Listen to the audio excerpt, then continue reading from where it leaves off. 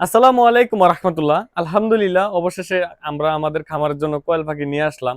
তো অনেক ভাই অনেক কিছু পালনের কথা বলছে, যেমন মুরগি, হাঁস পালেন।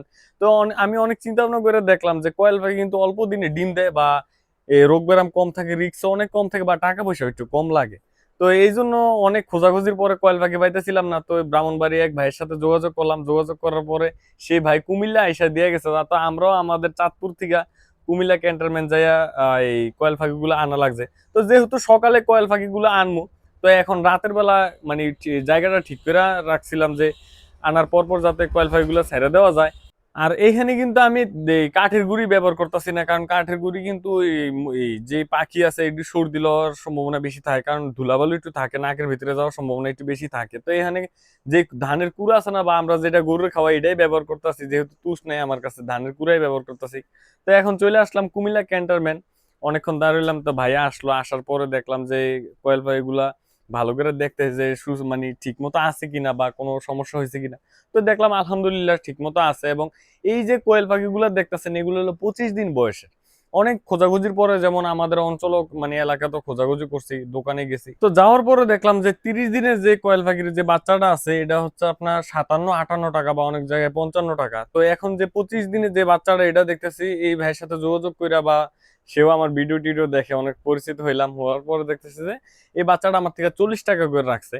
আর এই বাচ্চাটা যেহেতু পুরুষ না মহিলা একটু ভালো করে বোঝা যায় না, তো আমি সে বাইরে বলছি যে আপনার পক্ষ থেকে মহিলাগুলা মানে যেই ফিমেল যেই বাচ্চা ওই কোয়েল পাখিগুলো আছে, এগুলো একটু দেখে দেন, এরপর পুরুষ হইলে আমার কোনো দায় দাবি নাই। তো সেই ভাইয়ে আমার সবকিছু বুঝাই দিতেছিল যে কি ওষুধ দিমু যাওয়ার পরে, যেহেতু আমি এগুলো নতুন বা অনেক আগে কোয়েল পাখি পালছি, এবং অল্প স্বল্প পালছি, 5-6টা করে পালছি এখন অনেক বছর আগে।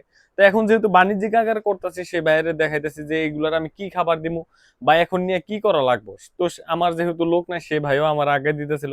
তো আগে দেওয়ার পরে ভাইয়ের একটু কষ্ট দিলাম, এবং এবং কুমিল্লা থেকে বাড়ির উদ্দেশ্যে রওনা দিয়ে দিলাম। তো এখান থেকেও যাইতে প্রায় আমাদের বাসায় 2-3 ঘন্টা সময় লাগে, বা 2 ঘন্টার মতোই সময় লাগে। তো এখন বাড়িতে আইসা বললাম, বাড়িতে মানে আসার সময় যে বিপদে পড়ছি, খাঁচা ভাঙ্গা বা খাঁচা সবগুলা পইরা গেছিল, অনেক পাখি বাইরে গেছিল। তো অনেক কষ্ট করে সবকিছু একটা একটা করে টোকাইছি, টোকাই এরপরে আলহামদুলিল্লাহ অবশেষে সহিহ সালামত বাড়িতে আসছি। আসার পর দেখতেছি যে কয়েকটা পাখি মারাও গেছে। তো এটা সমস্যা নাই, অনেক দূর থেকে আসছে বা অনেক চাপাচাপি কইরা।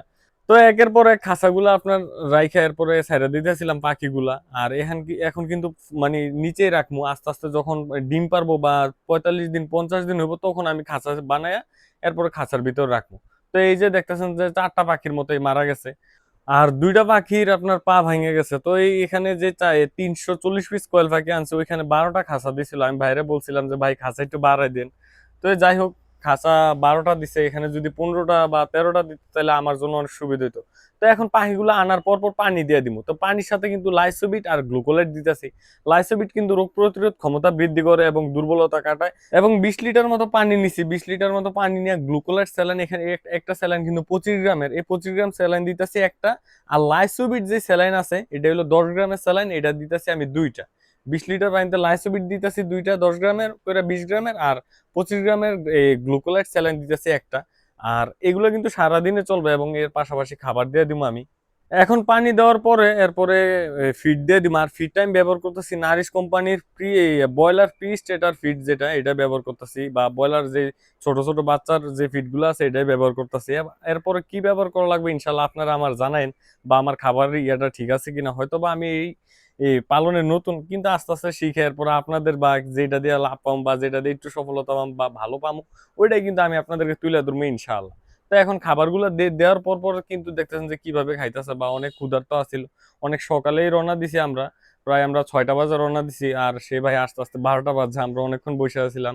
তো আপনারা সবাই আমার জন্য দোয়া করবেন, যাতে আমার খামারে আল্লাহ তাআলা বারাকা দান করেন। তো আশা করি আপনারা সবাই ভালো থাকবেন, সুস্থ থাকবেন। আসসালামু আলাইকুম ওয়া রাহমাতুল্লাহি ওয়া বারাকাতুহু।